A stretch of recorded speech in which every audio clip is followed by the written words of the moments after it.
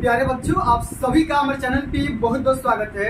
उम्मीद करता हूँ कि स्वस्थ होंगे, मस्त होंगे और तैयारी बेहतरीन चल रही होगी। जितने विद्यार्थी 2025 बोर्ड परीक्षा में हिंदी का पेपर देने वाले हैं, उनके लिए हिंदी का एक मोस्ट इम्पोर्टेंट टॉपिक लेकर के आ चुका हूँ। और बच्चों, आज के इस वीडियो के माध्यम से मैं आप सभी को हजारी प्रसाद का जीवन परिचय बताने वाला हूँ।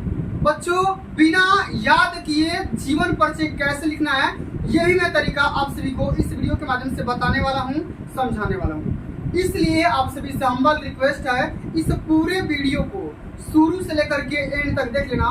वीडियो को लाइक कर देना, शेयर कर देना, चैनल पर नए होंगे तो सब्सक्राइब कर देना। आइए बच्चों, बिना टाइम को वेस्ट किए सेशन की शुरुआत करते हैं। और सबसे पहले आप सभी को किसी भी कवि का या किसी भी लेखक का जीवन परिचय लिखना है तो सबसे पहले 2-3 बातें आप सभी को याद करना पड़ेगा।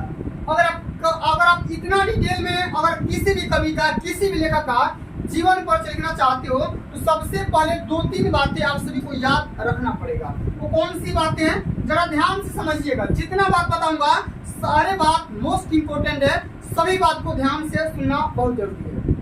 सबसे पहले जिस कवि का या जिस लेखक का जीवन परिचय लिखना चाहते हो, उनका पूरा नाम याद होना चाहिए।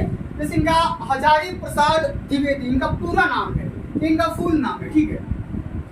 अगर बात करेंगे इनकी जीवनी, यानी कि इनका जन्म कब हुआ था, तो ये भैया आपको याद करना पड़ेगा, क्योंकि जो एग्जामिनर होता है ये डेट उसको याद होता है और ये डेट वो देखता है, भाई ये डेट सही लिखे हो गलती लिखे हो। तो सबसे पहले जन्म याद होना चाहिए 19 अगस्त सन 1907 को, ये डेट आपको याद करना पड़ेगा। 19 अगस्त 19 से यहाँ पे कोरिलेट कर लो और 7 जोड़ दो, ठीक है। तो 19 अगस्त 1907 को आपको यहाँ पे इनकी जन्म तिथि को याद रखना है।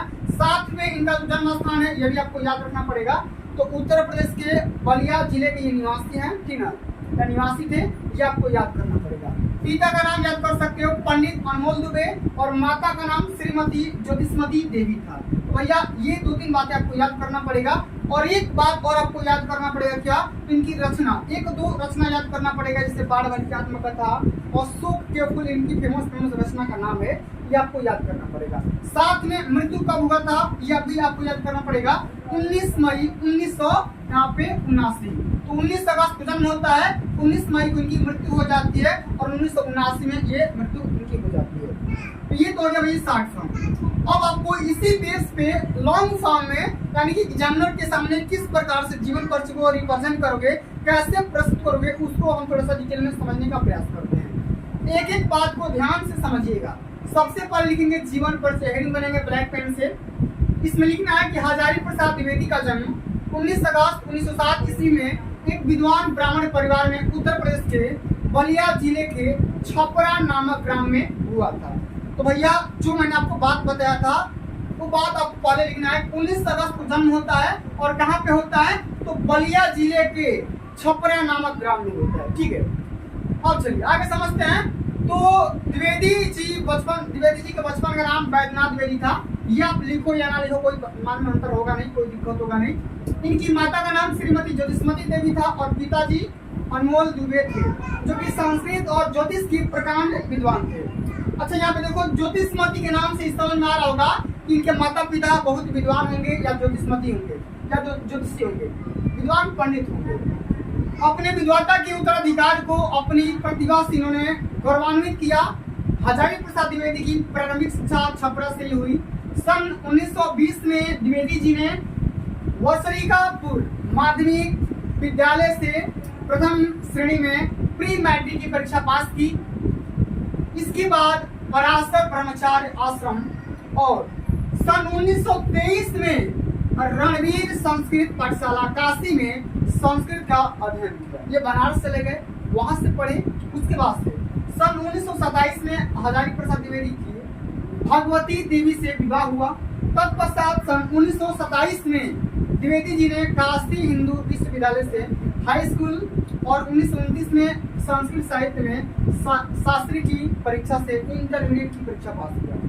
और इसके बाद उन्होंने काशी विश्वविद्यालय से 1930 में ज्योतिषाचार्यता साहित्याचार्य की परीक्षा प्रथम श्रेणी में, यानी कि फर्स्ट डिवीजन से उत्तीर्ण किया।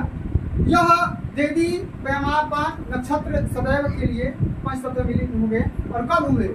सन 1979 में और 19 मई को।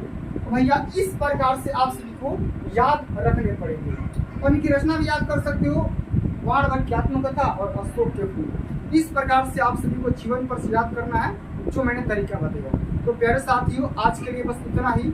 अगर ये वीडियो आप सभी को अच्छी लगी होगी, हेल्पफुल लगी होगी, तो वीडियो को लाइक कर देना, शेयर कर देना, चैनल पर नए होंगे तो सब्सक्राइब कर देना। जल्द मिलते हैं अगली वीडियो में, तब तक के लिए जय हिंद, जय भारत, वंदे मातरम।